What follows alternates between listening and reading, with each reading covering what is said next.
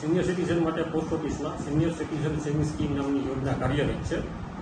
જેમાં 8.20% દરે વ્યાજનો દર મળવાપાત્ર છે, જે હાલમાં કોઈપણ વ્યાજના દર કે કોઈપણ સ્કીમ કરતાં સૌથી વધુ હાઈએસ્ટ છે. આ યોજનામાં જે વાત કરીએ સિનિયર સિટીઝન મતલબ કે 60 વર્ષથી ઉપરની વ્યક્તિ છે તેમનું ખાતું ખોલાવી શકાય છે. સામાન્ય ધારણા મુજબ 60 વર્ષ બાદ લોકો પોતે કામ નથી કરી શકતા, તો એવા સંજોગોમાં પોતાની પાસે જમા રકમની જે મૂડી હોય છે એનું એક લોકો સેફ અને સિક્યોર રોકાણ કરે અને નિયમિત તેમને વ્યાજ મળી રહે કે જેના કારણે તે પોતાનું જીવન ધોરણ જાળવી શકે અને પોતાના જે ખર્ચા છે તેને મેનેજ કરી શકે, એ માટેની આ કેન્દ્ર સરકાર દ્વારાની યોજના છે.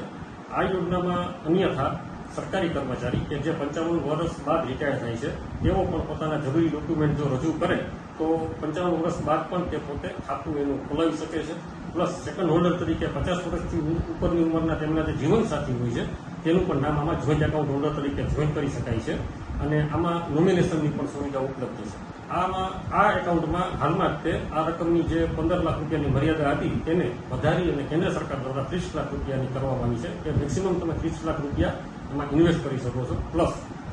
હાલમાં જ તે આમાં જે મળવાપાત્ર વ્યાજ હોય છે તેમાં ટીડીએસ 50,000ની વ્યાજની રકમ ઉપર